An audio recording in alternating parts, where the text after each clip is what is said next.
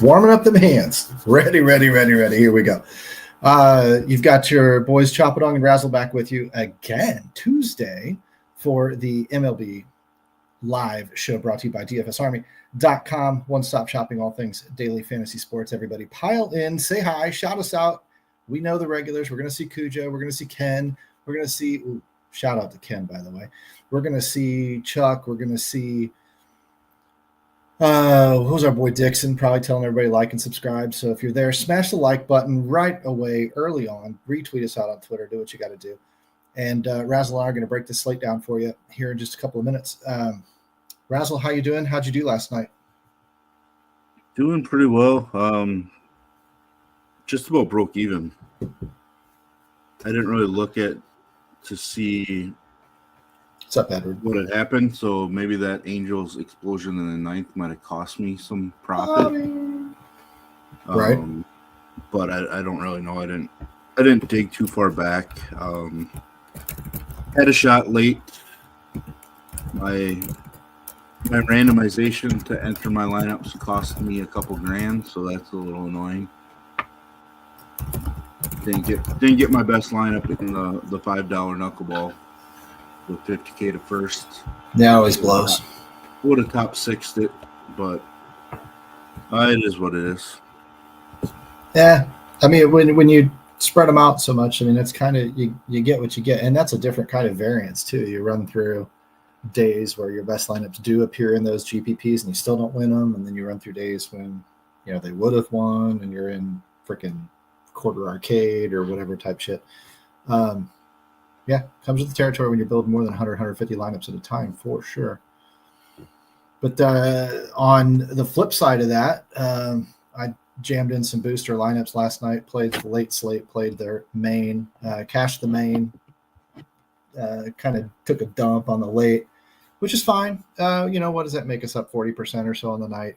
I play pretty small ball. I focus a lot on the members, but I like the small fields. I like the boosters. I like that type of stuff, whereas you guys like to swing for the fences. So I think that makes actually for a good dynamic between the two. I talked to a member today, said he was coming over from the Win Daily merge and said he's really liking the show. He likes the infusion of talking a little bit of cash and whatnot, just because it reminds him to kind of keep playing it some in terms of a hedge against GPP only.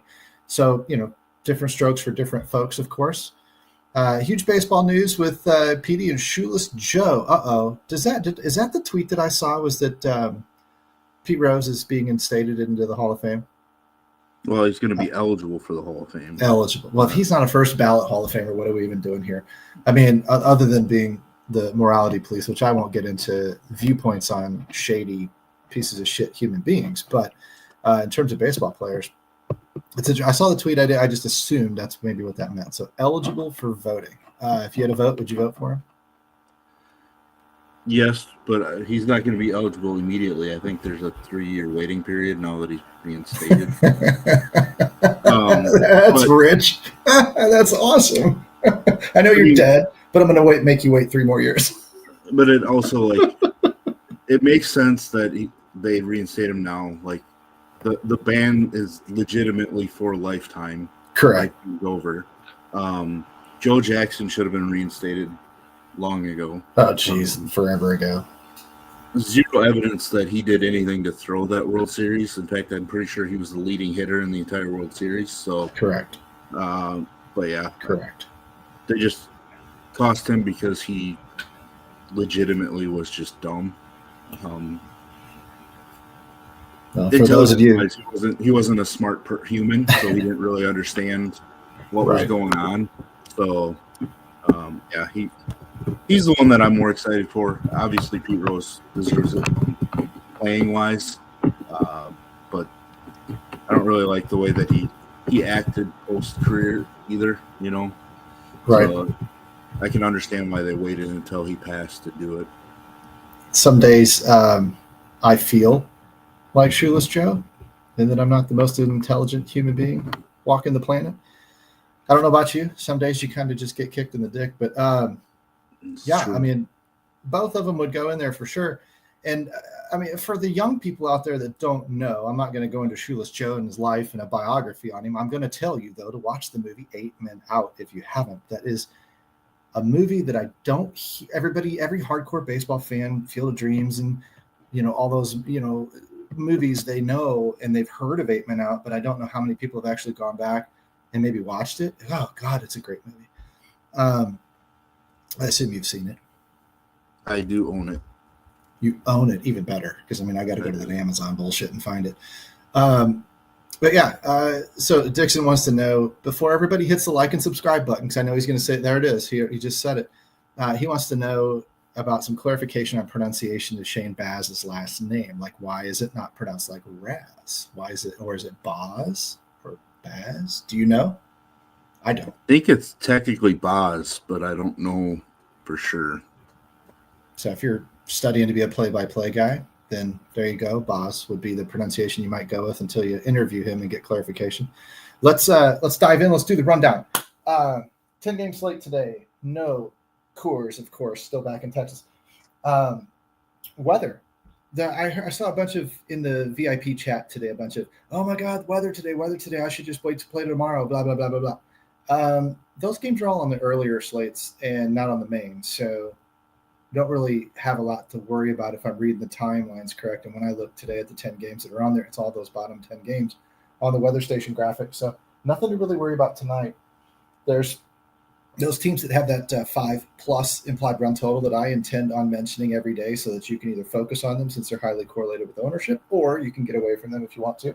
And that would be the Mets, the Braves, the Cubs, the Rangers, the Padres, and the Dodgers on the slate. So that's 6 teams. That's a lot. That's why I asked earlier today when I was doing a little bit of booster stuff. I was telling Razzle this back behind the curtain. I said, ChatGPT is funny. I asked it about 7 lineups. It said, yeah, sure, focus on 3 offenses, maybe 4. And I said, well, I'm doing 20 tonight, two 10-man boosters. Should I expand my? And I know the answer to this. I'm just looking at ChatGPT. And it said, yeah, 3 to 4 offenses seems about right. I said, well, wouldn't it make sense to expand to 6, 7, maybe even 8 teams? Oh, let me go do some digging. And go, oh, yeah, that seems like that's what I'm like, thanks. Thanks, AI. There's a lot of, so maybe AI is the Shoeless Joe today. We'll just call it that. Question from Chuck right out of the gate. Hard-hitting question. Should Texas stack be a second chance tonight? I'll let you answer that briefly, and then we'll cover it when we get down into the stacks here in a couple of segments. What do you think? I think yes, but don't be expecting a bunch of home runs. Kyle Freeland just doesn't give up home runs. He just allows a lot of base runners. Oh my God, that's funny. Did you just see Dixon call you Raz GPT? Yeah. That's pretty freaking funny. I wish I could be that smart. I don't know. I just asked it some questions, and just like the VIP challenge, I got to win against ChatGPT, in my opinion. Pitchers today, it looks like the chalky pitchers are Cease, Brown, and Senga. Those are the chalky guys over on chalk 10-game slate. I get it. Cease is going to be highly owned. He is one of your cash game pitchers if you're going that route. And to be honest, the guy that won the poll, when we talk about it, the guy that won the poll, I left Cease out for that reason and went with the next 4 or 5 down the list. Schwellenbach. Would you try to pair Cease with Schwellenbach, or would you run with some of those other chalkier pitchers? How would you do the pitching slate today yourself? GPP wise, cash is cash. I mean, I was going to say cash wise, I don't think Dylan Cease is the cash play. Oh, okay. Dylan Cease is super volatile. Just a lot of base runners. Doesn't go deep because he racks up pitch count. He's more volatile than Michael King in this matchup, and Michael King wasn't exactly the best last night. That's true. I mean, he had strikeouts, but I actually think the cash combination at pitcher is 2 of Senga, Schwellenbach, and Ben Brown. Wind's blowing in Wrigley again, taking on the Marlins. He's a minus 258 favorite. Kodai Senga, they're minus 259. Schwellenbach minus 209, which is slightly behind Dylan Cease.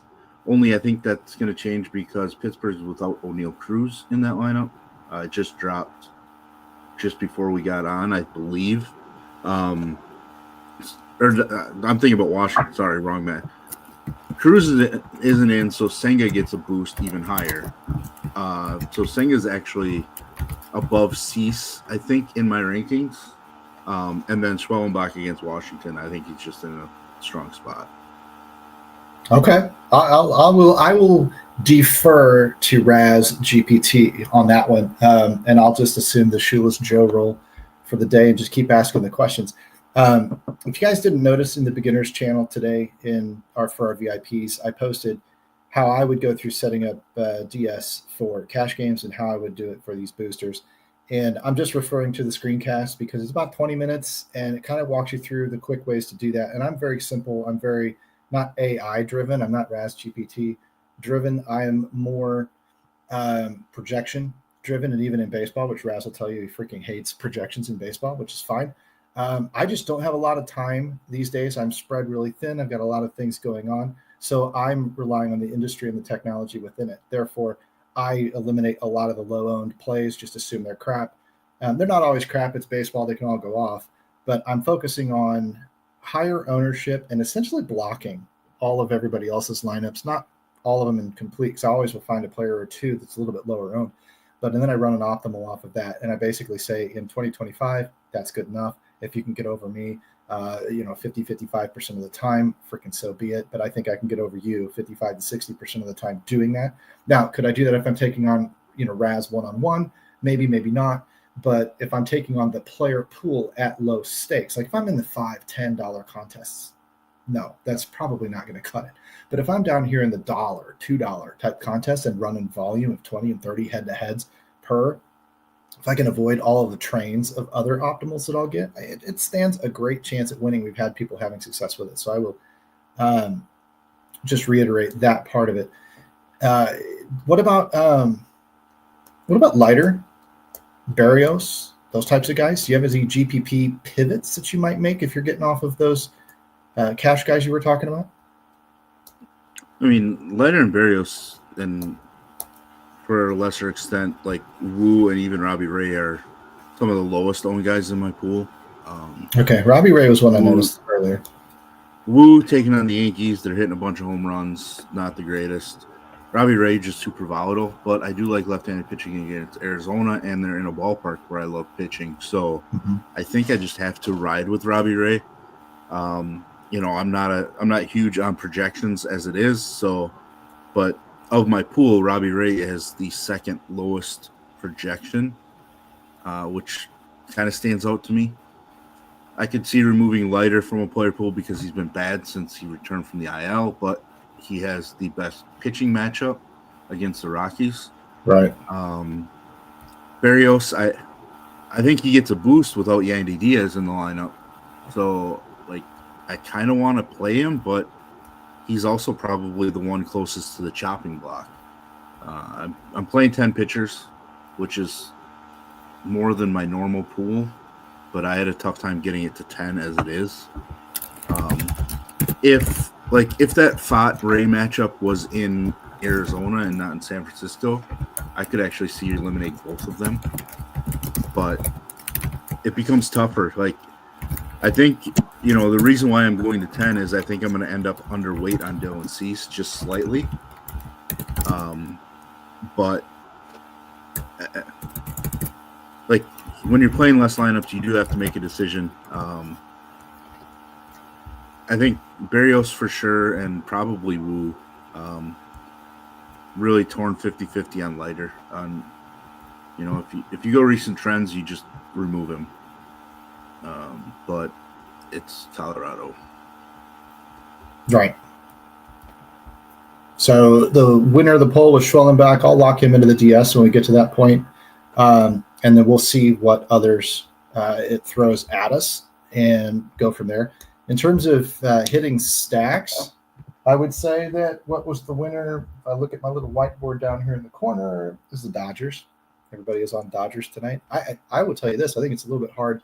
Dodgers, Yankees, Padres, Cubs, the expensive guys. It's really hard to run a quality 5x2 or 5x3 in a stack like that. And I'm not saying drop the 4 on a big slate, but the full 5-man stacks really is cost prohibitive in other areas. So you'll end up taking a couple of Angels, a couple of Royals, a couple of Texas Rangers, whatever, which is all fine. Just know that going in, we'll lock in that 5 stack too, but the 5 stack with him and Schwellenbach might end up with some really goofy results. So we'll pick those apart when we get to it. We noticed that the other teams, LA, Texas, Atlanta, Chicago, the Mets, were kind of all on the higher side of things. I don't mind going back to the well on the Padres. Again, that doesn't bother me. Yankees, I know that they're not in the best of maybe matchups or anything, especially given the implied run totals, but the Yankees smash. Cubs smash. Atlanta maybe in a good matchup again tonight. I don't know what you think about that. Mets. So there's a lot to choose from on the slate tonight. Let's do your tiers and see where you end up going, because like I said, I'm on the Padres again, but I will defer to Raz GPT again. Tiers wise, I ended up with 3 teams in tier 1, which is really rare. Saucy. And it's because I wanted to include the Padres at that tier. Yeah, baby. Kiss my ass. I just couldn't justify putting them as like their own in like tier 1.5, because I think they're better than, I think they're in a better spot than like the Cubs, Atlanta, Texas, and even the Yankees. Okay. So I didn't really want to put them with those guys in tier 2. But I also think they're just slightly behind the Mets and Dodgers. So they did make it into tier 1. So Mets, Dodgers, and San Diego Padres. Soriano's just been allowing a ton of base runners, and I want opportunities. What would you do, being that the Dodgers are quote unquote chalky tonight? What would you do to get different if you're using them? The other two can play by themselves. The Mets and the Padres won't be as owned, especially on a big slate, but the Dodgers might be kind of popular. So I'm just curious. I mean, I hadn't even looked at. I guess to me, like looking at leverage stack numbers, like 84% total ownership just doesn't seem chalky. Okay. I mean, they're the chalkiest on a 10-game slate, but 84% just doesn't seem all that gigantic. That's just over 9% per player in the lineup. Obviously, a lot of that's going to be taken up by Ohtani and Freeman. You want to be different? Play one and not the other. Play Ohtani at first base, so then you can't have Freeman in the lineup. They haven't dropped the lineup yet, so but you're going to play like Piqué and Pajes, those sort of players. Then you want to try to really be different with it. Then try to force in being able to use a Max Fried or somebody expensive at the pitcher department, because I would guess that a lot of Dodgers stacks end up with Ben Brown and Schwellenbach as their pitching combination for 15.7K, or Ben Brown and even Jack Leiter if people are playing that at 14.5, just because you're forced to make concessions with the stack or with your pitching. Because I didn't really find a lot of value options at other positions. I mean, there's a couple I like at third base, which makes sense because we probably wouldn't use Max Muncy against a lefty. So, but I just like when you're looking at average of 9% owned, I just don't think it's chalky. So yeah, no, more than fair. I'm not going to worry too much about what I'm doing with my build. I'm just going to try to get the right stack combination with that team. I would be more inclined to try to figure out a way to get different with Texas, who's 81% combined ownership, so just right behind the Dodgers. The reason being is Texas is far more volatile. They're coming off of a horrendous performance last night. Their Seager went on the IL. Josh Smith isn't in the lineup. Where are you getting the 81%? I'm looking at the leverage stacks page right now. It's showing me a little less. I'm looking right at it. I'm looking at the leverage stack page too. Are you really? So am I. I'm getting 68% on Texas. I have 84% on LA and 81% on Texas. That's weird. Let me refresh and see if it's on my end that's doing it. Yep. Yeah, like I said, that's why I asked. I mean, I was curious. So everybody else listening to this, refresh your damn screen. Like, I mean, just looking at the top 5, right? Texas and Atlanta being 2 and 3, and they're the 2 offenses that have underwhelmed probably more so than any offense, coming into the season out of what people expected. So they're the 2 offenses on that top list that are likely to bust again. So like you can get different in those scenarios because they're volatile offenses. I don't really want to get different at 84% with the Dodgers. If anything, you want to go overweight on them, I would assume. Right, because the guys that make up that Dodgers stack, when they have games, like we're talking about huge games. We're not talking about just really good games. We're talking about multiple guys in that lineup hitting multiple home runs or a home run and a double and driving in 3. Like before you know it, they have 15 runs in the 7th.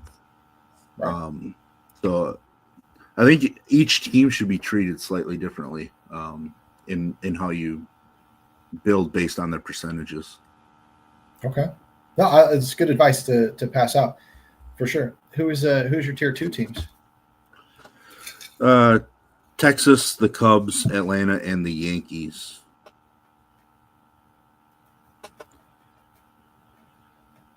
While we're on that, Dixon asked about Ben Rice. He said it looks like a lot of people are on him, so he's getting a little bit.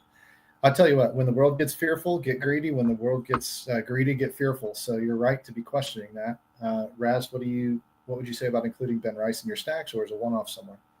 I mean, I think I would pivot to Paul Goldschmidt at the same position for the same team. It's tough to say that because traditionally I've liked left-handed bats against Woo. His splits have kind of calmed down over the last couple of years, but 2 years ago we absolutely crushed a slate when I convinced everybody to stack the Twins against Woo because he was getting absolutely destroyed by left-handed bats, and Woo was the chalkiest pitcher on that particular slate. And they came out and hit 4 home runs in the first 2 innings or something. And we dominated left-handed bats. So the Yankees have a lot of left-handed bats, a lot of power. But since then, Woo's splits have come back down. Like he's not as crushed by left-handed bats. So he straightened some things out, but still. I always have that stuck in my head. Praying for regression. Back to where he was. One night only. Repeat quick for Dixon what the 3 pitchers were with the highest K lines tonight. He's just asking. He said he didn't remember or whatever. So the 3 K props. And where do you find it? Do you find it over on Sharp app? I mean, you can use Sharp app. I use DraftKings. Free shout out to the sister company. Right. I mean, I have the DraftKings Sportsbook up. Like I can't bet on DraftKings in Wisconsin, but you can still look at all their odds and everything. So I bring that all up in the morning before I record my video. Dylan Cease, number 1, K prop is 7.5, juiced on the over. Ben Brown, number 2, 6.5 is his K prop. It's basically a pick 'em. And then Brian Woo is 3rd. Wow. With a K prop of 6.5, juiced on the under. Juiced on the under. Okay. Yep. Wow. Juiced on getting loaded up. I haven't looked at any updates. Like I think like Senga's could have slid up. Like he and Schwellenbach were both 5.5 juiced to the over. So is Max Fried. So like there's a bunch that are right there behind him to where I think one of them could have easily moved past Brian Woo. Like Woo's could have dropped to 5.5 juiced over as well. The Yankees do strike out. There are strikeouts. They just have a ton of home runs. Well, that's what you want for GPPs is that boom or bust matchup, and you want them to get on the right side of it. And if you don't, then you want Woo because Woo, a lot of people might. Well, he's showing some ownership. I mean, I would think some people would be afraid to take on the Yankees, but maybe not. And again, ownership, 10-game slate, grain of salt. What? Let's do tier 3 because it looks like some of these are pretty. What's the word I'm looking for? Common sense or logical in tier 1 and tier 2. I don't see any real sleepers or any sneaky picks yet, so I'm assuming those are coming in tier 3. Tier 3, Toronto. Just because Boss, the last 3 out of his last 4, I believe, has not been good. But I don't really love stacking Toronto. But I had to come up with a tier 3 list. So are you largely just going to be in tiers 1 and 2 tonight? And I'm kind of maybe a little. My tier 3 is going to, because of how I do everything with top 12 teams, tier 3 is all going to get around 6 to 8% in my stacks. It's just I had to force it. Arizona, big ballpark, don't really love it, but dangerous offense, and Robbie Ray can implode for sure with a lot of base runners. Let me look at the notes because I was debating some other. The Athletics are in there. Did you do the cheat sheets today? I did. So shout out to VIPs for getting Razzle's notes. If you're not, obviously now would be the time to jump in there and get those notes with MLB Live, 10% off. Friends don't let friends pay retail. Back to tier 3, buddy. It actually looked like I moved Atlanta to tier 3 from tier 2 in my notes. Blasphemy. Just because, as a whole, that lineup's been pretty bad. So sliding them down a little bit, but Toronto, Arizona, Athletics, Tampa Bay ended up in one of my last 2 spots just because Berrios can suddenly give up some home runs, and I really love Jonathan Aranda, so made some sense to include them because I can just stack around Aranda and hope that they blow up. Last team in my top 12 is going to be the worst offense in baseball. Oh no. The Colorado Rockies. That's basically just picking on Jack Leiter if his recent trends continue. Adding in that Toglia has been hitting for power, Goodman's been pretty strong, McMahon's been on fire the last week and a half. And so maybe the top part of that lineup figures it out and Leiter stays bad and allows a ton of base runners. Is that a game you might bet the over? I would be thinking about it, only the fact that Texas is so volatile in their offense that are they going to show up? Freeland obviously going to allow base runners, but like I mentioned earlier, he just doesn't give up a ton of home runs, which is weird. Even in Coors, he just doesn't give up home runs. But I've had this discussion this week multiple times. Coors is not a home run haven. Coors is a doubles and triples haven. So people overestimate home run hitting in Coors when I believe this year it's running at 5% above league average. So if 100 is league average, their rating is 105 for home runs in Coors. Yeah, which is just not a lot. Right. It's very minimal. But going into this season, at this point in the season, it's also still kind of springish. Those numbers may change June, July, August, September, whatever. It may not. Won't change much because I looked at the rolling 3-year numbers as well. Okay, good. And it just does not happen much. I know personally in April and first part of May, through Mother's Day, I'm usually not a fan of stacking Coors Field. Even the visitors, I'll generally lean towards not, because everybody jumps in there, get excited for the brand new year. Oh, Coors Field. And I bank on a little bit of suppression, but that's me. I will tell you that rolling 3 years, Coors is the same as Petco Park is for the Padres. Damn. So, just don't overvalue Coors for home runs. Overvalue it for doubles and triples and runs. And once again, when ownership gets really, really, really high out there and you're on some smaller slate where ownership really, really matters, it's very, very viable to almost default fade Coors and let everybody else look at the matchups and all that stuff. But goodness gracious, if people just pile into it, it's very, very easy at that point just to go, well, okay, today's either going to be good or bad. I'm going somewhere else. And or do it that way. Just focus on line drive hitters in course. Focus on Steven Kwan types. Just those extra base hit guys, not the big power hitters. Mm-hmm. Because that outfield is massive. Yes, the ball carries farther, but it is a gigantic park, actually. A ton of square acreage to cover. Yeah. I mean, you could grow freaking weed out there between the right field and the center fielder. Right. So, yeah, it's just a different way to attack Coors, because people blindly just think it's power hitter haven, and that's not the case. Love it. I'll tell you what, I'm gonna save your dong calls for a second. I'm gonna say what I had written down today was Dominguez in the Yankees lineup, and then Freeman. And shout out to Dixon for the Cabrera. That was a nasty looking injury last night, as well as Jason Tatum if y'all watch baseball. Freeman and Soto, I just kind of threw Soto in there. But to be honest with you, I might pivot myself looking at some of the BVP. If you're a BVP guy, here's a BVP report for you. Nobody tonight has more than 2 dongs off of any starting pitcher.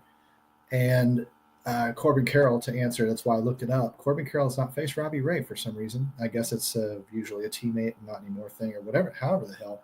I guess with Seattle and whatever. Just hasn't faced him yet. So it's all goose eggs there, according to where I just looked. But Suzuki in the Cubs, 2 for 3 with 2 dongs in his matchup. PCA Cubs is 1 for 3 with a dong. So if you want a mini stack, that's kind of sexy. And I mean, again, it's BVP and it's very, very small sample size. I'm not the biggest believer in it. I do believe some pitchers some hitters see pitchers better than others. I think if you just ran out 300 at bats, they'd all start to normalize pretty quickly. But the other one is your mention, Razzle. You mentioned Aranda, and in Tampa, he's 4 for 8 with 2 dongs in his matchup tonight. So, and swinging a decent stick right now. That's a good one if he comes in as a one-off from DS to just let it happen. So you throw me yours, and we'll get some of these questions here in the comments too.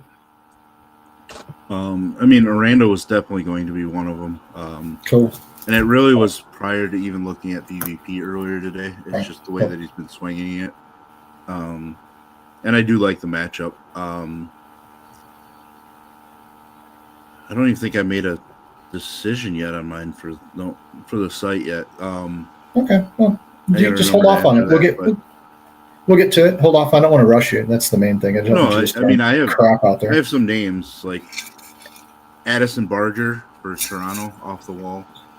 Okay, that is off in that same game. What's his prop? Did you look it up? I didn't look at his prop. I just know that that sounds like a 1278 over the last week. Sounds like a plus 750 or something like that. He homered the other day when they slid him up to the 3 spot. Okay. He's not in the 3 spot today, but still, I'm interested at that. And then Lindor is probably my favorite Met bat in that matchup. Yeah. Obviously top stack, but Lindor is my favorite guy. Soto going deep wouldn't surprise me either. I liked the thing I spotted in Soto was for those VIPs. I went to the research station. I scrolled over to 7-day trends and sorted by ISO. And Soto was up there towards the top with more than, Beatty had, I think it was 2 at-bats or 3 at-bats or something crazy like that. But the guys that had double-digit at-bats, I just looked down the list, and Soto was right up there at the top of the high ISO. I think it was like 350 or something over 7 days. So he might be heating up, turning, kind of catching up for a slow start, and might pop one out. So I will say to Dixon, are we supposed to do stacks with a bring back from the other team like NFL? I'm not sure what that means, because it sounds to me like if we're treating starting pitcher and then opposing stacks like a bring back or starting stacks, or are you just talking game stacks? And I think it's pretty much talking game stack. Like I do game stack some, like the game stack of the Cubs Brewers won me $50,000. So like I do like some game stacks, but it's not really game stacking, because just because one offense goes off doesn't mean the other's going to. Right. Or have no matter if the offense they're facing goes off or not, they have the same opportunity to score runs.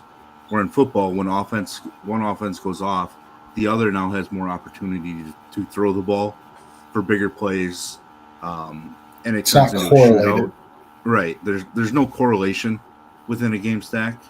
There's just some spots where it makes sense to me, but I mean, I do find myself having a bat in some lineups with stack, kind of as a bring back one-off that has no correlation, but it just happens to be always a game on a slate that I like to score more runs than the other games. Right.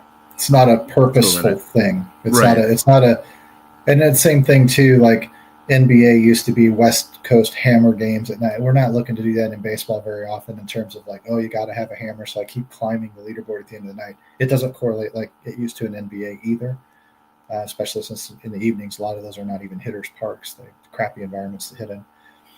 So same type of thing, but it does make sense that people that want to become VIPs at DFS Army anyway, playing all the different sports from NASCAR to tennis to NFL to whatever will absolutely make your overall DFS game better. And the reason why is Dixon's pointing it out right there. You learn concepts from other sports, you cross-check them, you verify them, and you learn what correlates with what, and it makes you a better damn player. Because there might be people out there right now that, oh, I need a bring back, or oh, I need West Coast action, whatever. And because they don't have the coaching that DFS Army provides, they don't know the answers to those questions. Talkative Tommy just got here. He says, maybe you missed the advice, but he wanted to know if Coors isn't in play. Well, that's true in the rundown. Yeah, it's not on the slate. They're in Texas. There's the answer to that. So Coors is not on the slate. That ought to answer that for Tommy.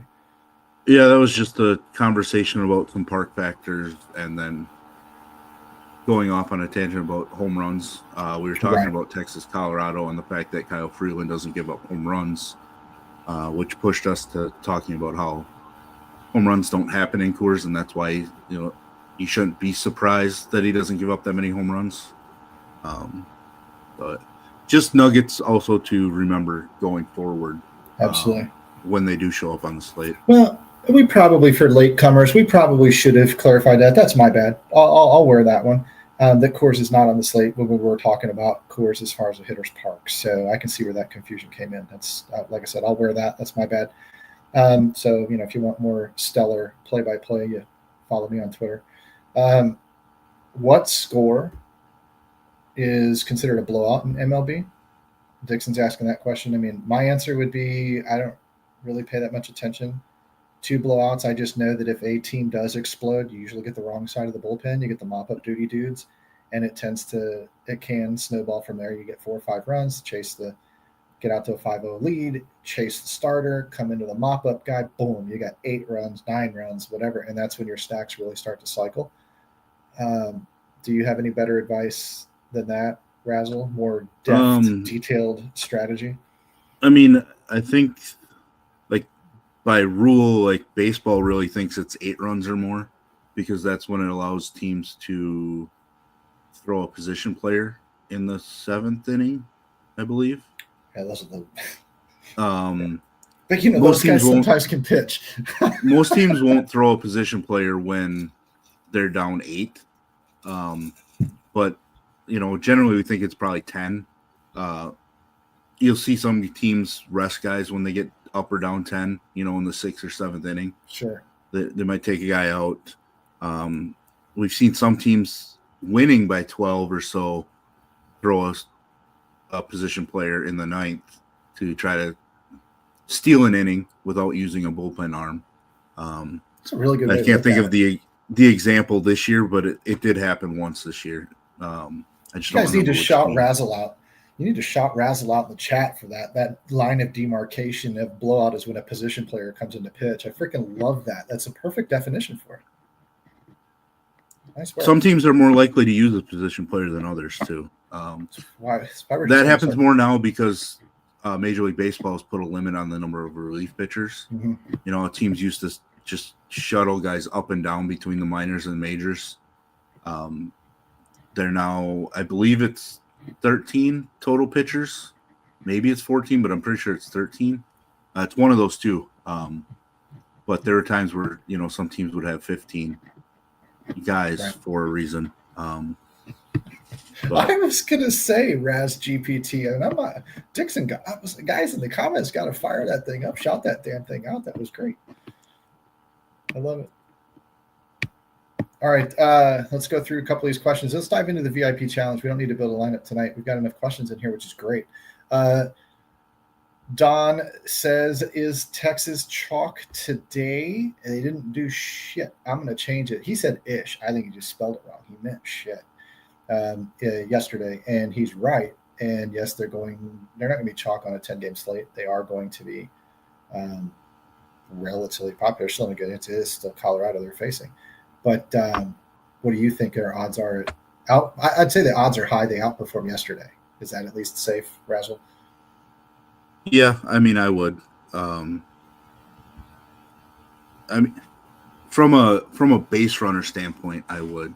The one thing I wish I had touched on yesterday was Dollander, super young guy, super live arm, a top pitching prospect in the game of baseball.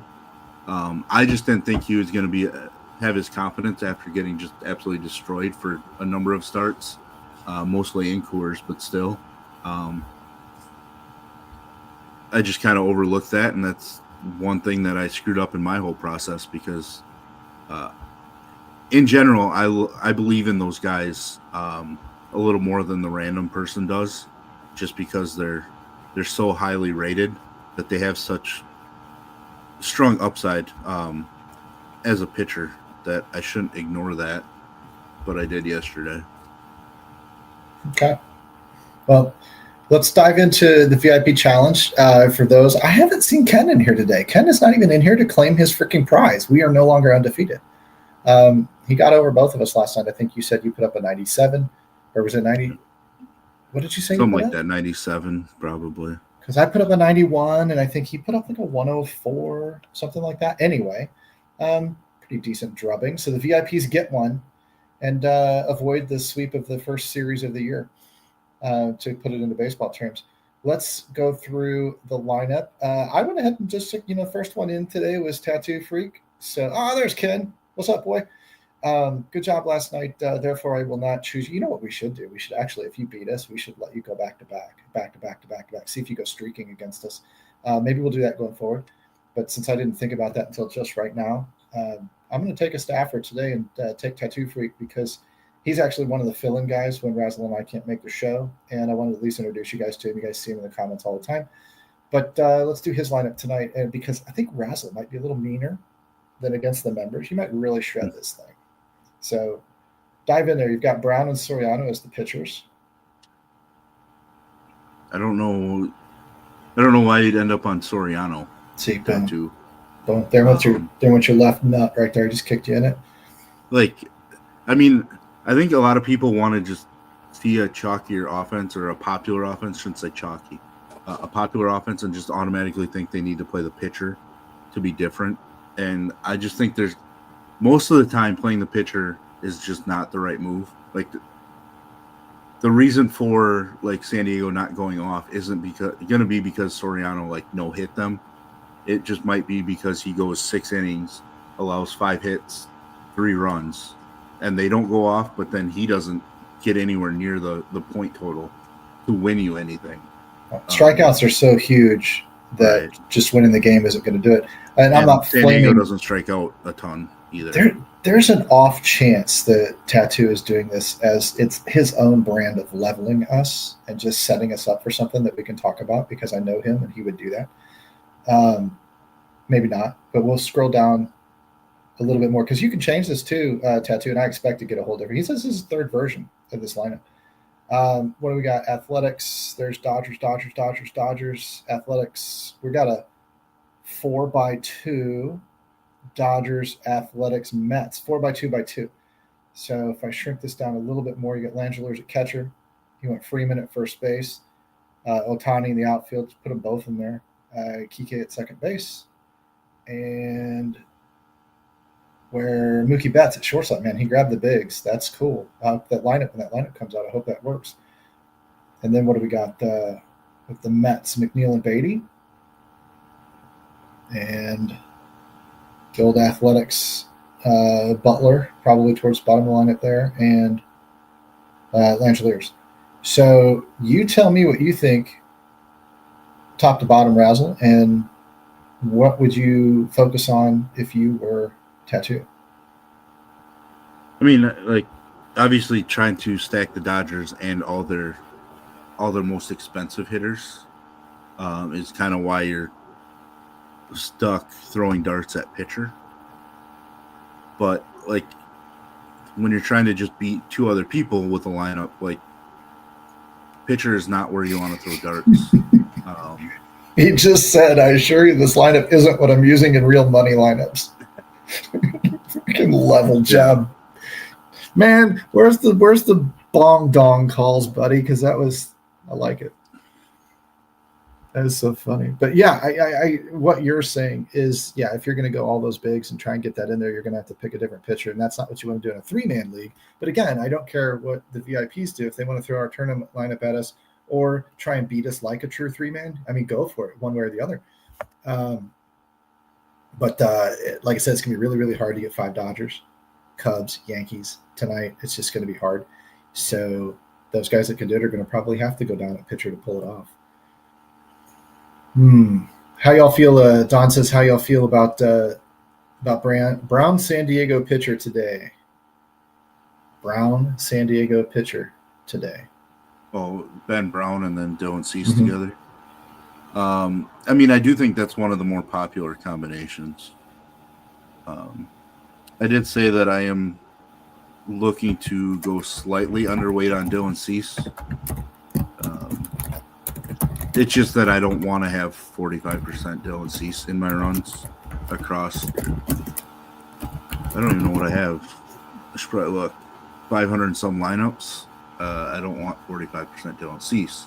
Now, the reason I can do that a little bit more at 500 and some lineups is the fact that I'm going so wide means my percentages can be tighter on players, because the sheer number of what I do will separate their percentages, so like going 30% on Cease and 25% on another pitcher, there's only 5% difference, but when you're talking about 500 and some lineups, you're talking about 25 to 30 lineups, which is a sizable chunk. If you're only doing 100 lineups, then you're probably looking to go for 40 to 45% Cease. Myself, I get a chance to spread it out a little bit more based on the numbers that I'm doing. Let's do this. Let's give me some final words of wisdom, and then we'll answer Don's question. He's hand building, and he's still struggling to get off the chalk. So can you give Don a couple of super quick ideas? Give everybody else a quick idea tonight. I mean, again, we'll just say that it's a 10-game slate. I wouldn't be all that worried about the chalk, and that might have just stolen what Razzle was going to say. But if you've got a couple of other pivots in mind, Toronto, whatever, fire them out there, and then we'll kick this into the abyss, and we'll see where we all land today. Yeah, I mean, I'm just not all that worried about the chalk, because I think it's going to spread out enough. I mean, I guess probably would need a little more information on what's chalky about what you're doing, what players might be, to give you pivot ideas. I haven't really played around with 2-man combinations yet, but one of my favorite value bats on DK is Addison Barger at less than 4% owned, third base outfield. He's a way to help with chalkiness of your lineup if you want. I mentioned earlier that he probably fits really well with Dodger stacks because you're probably not playing Max Muncy at third. So a cheap Addison Barger over there makes sense. Probably can fit in with Met stacks, if you use Beatty at second, because McNeil can be used in the outfield, even though you might not use McNeil. So something like that can help get off that, or or finding a way, another way to differentiate like a Dodger stack is finding a way to include a Jackson Merrill, a Fernando Tatis, another super expensive guy, whether it be with your expensive Dodgers or in place of, so maybe you don't use Freddie Freeman and you use Jackson Merrill. You don't use Ohtani, you use Jackson Merrill. Something like that. It's a way to differentiate the chalkier stacks, even though, like I said, I just don't think there's enough percentages on those teams to make them fully chalky. They'll be popular, sure, but I just don't know that they're chalky. Fair enough to me. So I guess I'm going to tell Tattoo, drop that lineup in there after lock. Let me know where you landed if you're going to change that picture, because kind of indicated that you might. I'll give you our lineups at some point. Actually, I'm not going to. Your staff, Tattoo. I'm not giving you shit. I'm just gonna say that we're just gonna beat you, and I'm gonna hold those lineups, and I'll give you some lineups that do beat you tomorrow morning. But I'll give you our lineups or whatever. I'll be honest with you. We're men of our word. I don't really have any final words of wisdom. I don't. Razzle just kind of dropped his and gave us a lot of good notes, guys. Check those cheat sheets out before lock, and go get those lineups and get up that leaderboard. Put your helmets on, for crying out loud. Hashtag helmets up, and use the MLB Live coupon code if you're going to jump in there and grab those cheat sheets. And I'm going to let Dixon say it. Just tell them all to hit the like and subscribe button. And we will see you all tomorrow, Wednesday, right? 5:30. And we're going to do it again. Razzle, you going to say goodbye to the folks? I was trying to read the chat on watch this the moon and all that stuff, but yes, yeah. I mean, my lineup for this competition is going to be actually a Cub stack, so it's not even a tier 1 stack for me. I'm going to go with a tier 2 stack for our little thing. So okay, but yeah, I will. With the whole moon and the Trump is president thing, every time I hear Trump is president in that context, I kind of lean back to the Back to the Future. Ronald Reagan, the actor? Right. All right, everybody. That'll do it for us today. For me and Razzle and the whole DFS Army crew, you guys, if you guys want to, tomorrow, shoot me some lineups in the Discord for the VIP challenge. You can shoot them at any point during the day, and I'll probably grab one of the early ones that I see. And we'll discuss it on tomorrow's show. So for everybody else, we'll see you back here at 5:30 tomorrow, right? We'll be here. See y'all later. Have a good day. Win money.